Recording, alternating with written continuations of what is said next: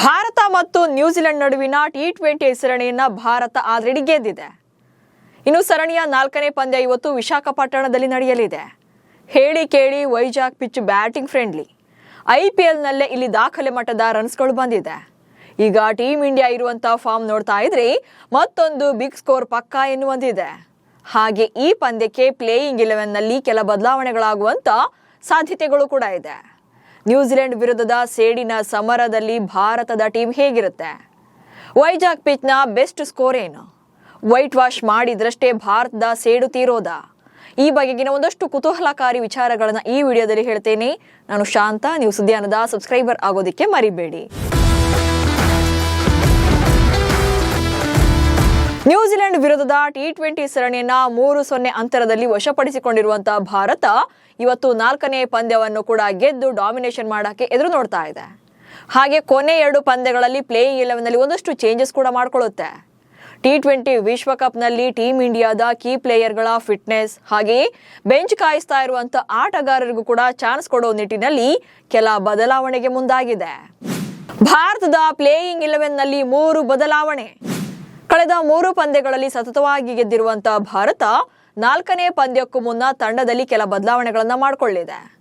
Allrounder Hardik Pandya ಅವರಿಗೆ ಇಂದಿನ ಪಂದ್ಯದಿಂದ ವಿಶ್ರಾಂತಿಯನ್ನ ನೀಡಬಹುದು. ಹಾರ್ದಿಕ್ ಸ್ಥಾನಕ್ಕೆ ಅಕ್ಷರ್ ಪಟೇಲ್ ಕಂಬ್ಯಾಕ್ ಮಾಡುವಂತ ಚಾನ್ಸಸ್ ಇದೆ. ಇನ್ನು ಬೆಂಚ್ ಕಾಯಿಸ್ತಾ ಇರುವಂತಹ ಶ್ರೇಯಸ್ ಅಯ್ಯರ್ಗೂ ಕೂಡ ಅವಕಾಶ ನೀಡುವಂತ ಚಿಂತನೆ ಇದೆ. ಮತ್ತೊಂದು ಕಡೆ ಕಳೆದ 3 ಪಂದ್ಯಗಳಲ್ಲಿ ಸಂಜು ಸ್ಯಾಮ್ಸನ್ ಕಡೆಯಿಂದ ಬಿಗ್ ಇನ್ನಿಂಗ್ಸ್ ಬಂದಿಲ್ಲ. ಹೀಗಿದ್ರೂ ಕೂಡ ಉಳಿದಿರುವಂತ 2 ಪಂದ್ಯಗಳಲ್ಲೂ ಕೂಡ ಸಂಜುರನ್ನ ಆಡಿಸಲೇಬೇಕಿದೆ. 2 more ಚಾನ್ಸಸ್ ಅಂತೂ ಕೊಡ್ಲೇಬೇಕಾಗತ್ತೆ. ಯಾಕಂದ್ರೆ ಸಂಜು ಕೂಡ ಫಾರ್ಮ್ಗೆ ಬರಬೇಕಾಗುತ್ತೆ. ವಿಶ್ವಕಪ್ ಇರೋದ್ರಿಂದ ಸಂಜು ಕಡೆಯಿಂದ ಬಿಗ್ ಸ್ಕೋರ್ ಬರೋದು ಕೂಡ ಇಂಪಾರ್ಟೆಂಟ್ ಆಗುತ್ತೆ.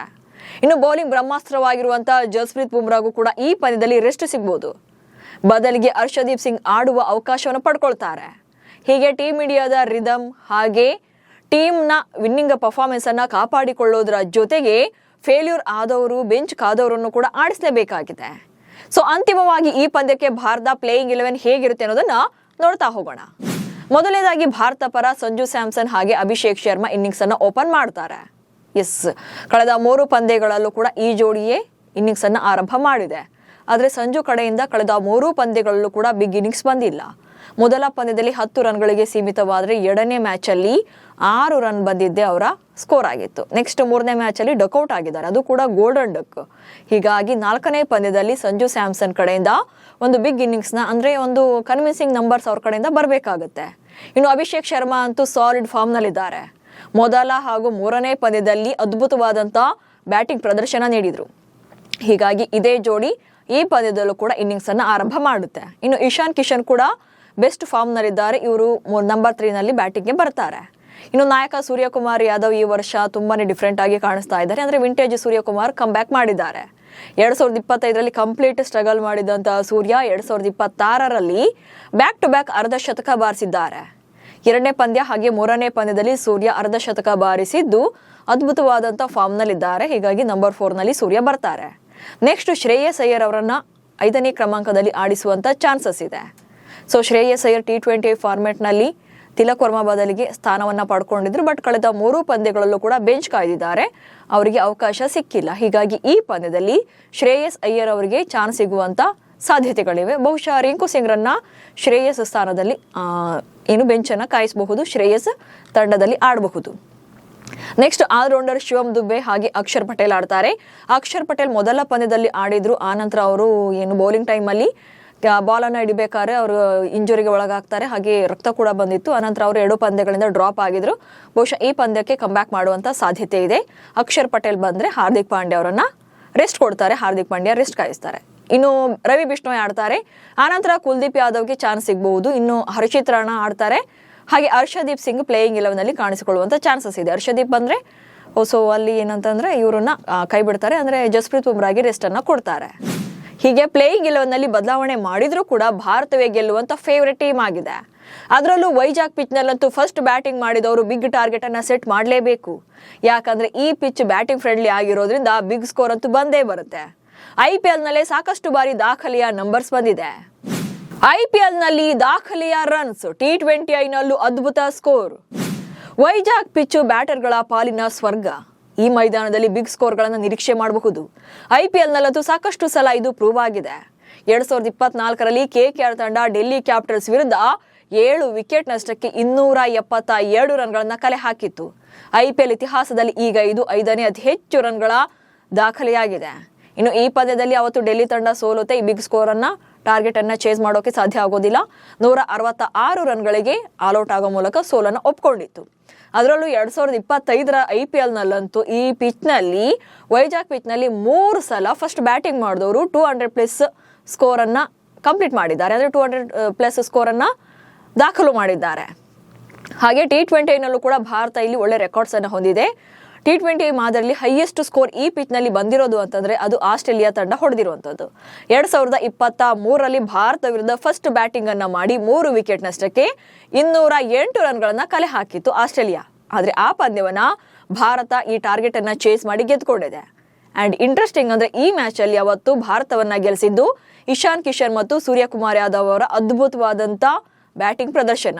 ಕಿಶನ್ ಈ ಪಂದ್ಯದಲ್ಲಿ 39 ಬಾಲಲ್ಲಿ 58 ರನ್ಗಳನ್ನ ಹೊಡೆದ್ರೆ ಸೂರ್ಯಕುಮಾರ್ ಯಾದವ್ 42 ಬಾಲಲ್ಲಿ 80 ರನ್ಗಳನ್ನ ಹೊಡೆದು ಪಂದ್ಯವನ್ನ ಗೆಲ್ಲಿಸೋಕೆ ಕಾರಣವಾಗಿದ್ರು. ಇನ್ನು ಈ ಗ್ರೌಂಡ್ ನಲ್ಲಿ ಭಾರತ 4 T20 ಪಂದ್ಯಗಳನ್ನ ಆಡಿದೆ. ಹಾಗೆ 3ರಲ್ಲಿ ಗೆಲುವನ್ನ ಕಂಡಿದೆ. ಸೊ ಅಲ್ಲಿಗೆ ಈ ಮೈದಾನದಲ್ಲಿ ಭಾರತದ ರೆಕಾರ್ಡ್ ಚೆನ್ನಾಗೇ ಇದೆ. ಹೀಗಾಗಿ 4ನೇ ಪಂದ್ಯದಲ್ಲೂ ಕೂಡ ಗೆದ್ದು ಭಾರತ ಏನು ಈ ವಿನ್ನಿಂಗ್ ಟ್ರ್ಯಾಕ್ ಅನ್ನ ಕಂಟಿನ್ಯೂ ಮಾಡಬೇಕಿದೆ. ಅದರ ಜೊತೆಗೆ ನ್ಯೂಜಿಲೆಂಡ್ ವಿರುದ್ಧ ಸೇಡನ್ನ ತೀರಿಸಿಕೊಳ್ಬೇಕಿದೆ. ಟೆಸ್ಟ್ ಮತ್ತು ಏಕದಿನ ಸೋಲಿಗೆ T20ನಲ್ಲಿ ಕ್ಲೀನ್ ಸ್ವೀಪ್ ರಿವೆಂಜ್. ಆಕ್ಚುಲಿ ಭಾರತ T20 ಸರಣಿಯನ್ನ ಗೆದ್ದಿದ್ರು ಕೂಡ 12 ಪಂದ್ಯಗಳ ರಿಸಲ್ಟ್ ಏನಾದ್ರೂ ಇಟ್ಸ್ ಓಕೆ ಅಂತ ಈಸಿಯಾಗಿ ತಗೊಳ್ಳೋಕೆ ಸಾಧ್ಯನೇ ಇಲ್ಲ. ಮಸ್ಟ್ ಅಂಡ್ ಶುಡ್ ಆ ಪಂದ್ಯಗಳನ್ನು ಕೂಡ ಗೆಲ್ಲೇಬೇಕು. ಯಾಕಂದ್ರೆ ಹಲವು ಕಾರಣಗಳಿವೆ. 4 ಮತ್ತು 5ನೇ ಪಂದ್ಯಗಳನ್ನು ಕೂಡ ಗೆಲ್ಲಲೇಬೇಕಾದಂತ ಪ್ರೆಷರ್ ಇದೆ. ಸೊ ಯಾಕೆ ಭಾರತ 2 ಪಂದ್ಯಗಳನ್ನ ಗೆಲ್ಲೇಬೇಕು ಅನ್ನೋದನ್ನ ಒಂದೊಂದಾಗಿ ನೋಡ್ತಾ ಹೋಗೋಣ. ಮೊದಲನೇದಾಗಿ ಟೆಸ್ಟ್ ಮತ್ತು ಏಕದಿನ ಸರಣಿಯ ಸೋಲಿಗೆ ಕ್ಲೀನ್ ಸ್ವೀಪ್ ಮೂಲಕ ಸೇಡನ್ನ ತೀರಿಸಿಕೊಳ್ಬೇಕು. ಎಸ್, ನ್ಯೂಜಿಲೆಂಡ್ ತಂಡ ಇತ್ತೀಚೆಗೆ ಭಾರತದಲ್ಲಿ ಪ್ರಾಬಲ್ಯ ಮೆರೀತಾ ಇದೆ. 2024ರ ಎಂಡ್ನಲ್ಲಿ ಟೆಸ್ಟ್ ಕ್ರಿಕೆಟ್ನಲ್ಲಿ ಅಂದ್ರೆ ಟೆಸ್ಟ್ ಮಾದರಿಯಲ್ಲಿ ಭಾರತದಲ್ಲೇ 3ಕ್ಕೆ 3 ಪಂದ್ಯಗಳನ್ನ ಗೆದ್ದು ಭಾರತವನ್ನ ಕ್ಲೀನ್ ಸ್ವೀಪ್ ಮಾಡಿದ್ರು. ಅಂಡ್ ನೆಕ್ಸ್ಟ್ ಇತ್ತೀಚೆಗೆ 2026ರಲ್ಲಿ ಭಾರತದ ಮೊದಲ ಅಂತಾರಾಷ್ಟ್ರೀಯ ಸರಣಿಯಾಗಿದ್ದಂತ ನ್ಯೂಜಿಲೆಂಡ್ ವಿರುದ್ಧದ ಏಕದಿನ ಸರಣಿಯನ್ನ 2-1 ಅಂತರದಲ್ಲಿ ಗೆದ್ದುಕೊಂಡಿದ್ದಾರೆ ನ್ಯೂಜಿಲೆಂಡ್ ತಂಡ. ಸೊ ಆಲ್ರೆಡಿ ಟೆಸ್ಟ್ ಮತ್ತು ಏಕದಿನದಲ್ಲಿ ಸೋಲಿಸಿದ್ದಾರೆ. ಸೊ ಈಗ T20ನಲ್ಲಿ ಭಾರತ ಗೆದ್ದಿದ್ರು ಕೂಡ ಕಂಪ್ಲೀಟ್ ಆಗಿ 5ಕ್ಕೆ 5 ಪಂದ್ಯಗಳಲ್ಲೂ ಸೋಲಿಸಿ ಅವರಿಗೆ ಸೇಡನ್ನ ತೀರಿಸಿಕೊಳ್ಬೇಕಾಗಿದೆ ಭಾರತ. ಹೀಗಾಗಿ ಈ ಪಂದ್ಯ ಹಾಗೆ 5ನೇ ಪಂದ್ಯವನ್ನು ಕೂಡ ಭಾರತ ಗೆಲ್ಲಲೇಬೇಕಾದಂತ ಪ್ರೆಷರ್ ಇದೆ. And next Bharat winning track ಹಾಗೆ ಕಂಟಿನ್ಯೂ ಆಗಬೇಕು. ಎಸ್, T20 ಮಾದರಿಯಲ್ಲಿ ಭಾರತ ಅದ್ಭುತವಾದಂಥ ಪ್ರದರ್ಶನ ನೀಡ್ತಾ ಬಂದಿದೆ. 2024ರ T20 ವಿಶ್ವಕಪ್ ಗೆದ್ದ ಮೇಲೆ ಒಂದೇ ಒಂದು ಸರಣಿಯನ್ನು ಕೂಡ ಸೋತಿಲ್ಲ. ಸೊ ಇದೇ ಗೆಲುವಿನ ಟ್ರ್ಯಾಕ್ ಹಾಗೆ ಕಂಟಿನ್ಯೂ ಆಗಬೇಕಾಗುತ್ತೆ. ಅಂಡ್ ನೆಕ್ಸ್ಟ್ ಅಜೇಯವಾಗಿ ಸರಣಿ ಗೆದ್ದು T20 ವಿಶ್ವಕಪ್ಗೆ ಎಂಟ್ರಿಯನ್ನ ಕೊಡಬೇಕು. ಎಸ್, ಇಲ್ಲೇನು ಆಲ್ರೆಡಿ 3 ಪಂದ್ಯ ಗೆದ್ದಿದ್ರು ಕೂಡ ನೆಕ್ಸ್ಟ್ ಬರುವಂತ 2 ಪಂದ್ಯಗಳಲ್ಲೂ ಗೆದ್ದು ಅಜೇಯವಾಗಿ ಆ ವಿನ್ನಿಂಗ್ ಏನು ಟ್ರ್ಯಾಕ್ ಇದೆಯಲ್ಲ ಅದೇ ಹಳಿಯಲ್ಲಿ T20 ವಿಶ್ವಕಪ್ಗೆ ಗ್ರ್ಯಾಂಡ್ ಆಗಿ ಎಂಟ್ರಿಯನ್ನ ಕೊಡಬೇಕು. ಹೀಗೆ ಭಾರತ ಸರಣಿ ಗೆದ್ರೂ ಕೂಡ ಈಗ ವೈಟ್ ವಾಶ್ ಮಾಡಿ ಕಿವೀಸ್ ಪಡೆಗೆ ತಿರುಗೇಟು ಕೊಡಲೇಬೇಕಿದೆ. ಕಳೆದ 3 ಪಂದ್ಯಗಳಲ್ಲಿದ್ದಂತಹ ಟೀಮ್ ವರ್ಕ್ ಇಲ್ಲೂ ಕೂಡ ಬೇಕಾಗುತ್ತೆ. ಹೀಗಾಗಿ ಭಾರತವೇ ಈ ಪಂದ್ಯವನ್ನು ಕೂಡ ಗೆಲ್ಲುವಂತ ಫೇವರೆಟ್ ಟೀಮ್ ಅನ್ಸ್ಕೊಳ್ತಾ ಇದೆ. ಸೊ ಇವತ್ತಿನ ಪಂದ್ಯದಲ್ಲಿ 4ನೇ ಪಂದ್ಯದಲ್ಲಿ ಭಾರತ ಗೆಲ್ಲುತ್ತಾ ಈ ಬಗ್ಗೆ ಕಮೆಂಟ್ಸ್ ಮಾಡಿ. ಹಾಗೆ ನೀವು ನಮ್ಮ ಸುದ್ದಿಯಾನ ಚಾನಲ್ನಲ್ಲಿ ಜಾಹೀರಾತು ಹಾಗೆ ಪ್ರಾಡಕ್ಟ್ ಪ್ರಮೋಷನ್ಗೆ ಈ ಡಿಸ್ಪ್ಲೇನಲ್ಲಿ ಕಾಣಿಸ್ತಾ ಇರುವಂತ ನಂಬರ್ಗೆ ವಾಟ್ಸ್ಆಪ್ ಮಾಡಿ. ನಮಸ್ಕಾರ.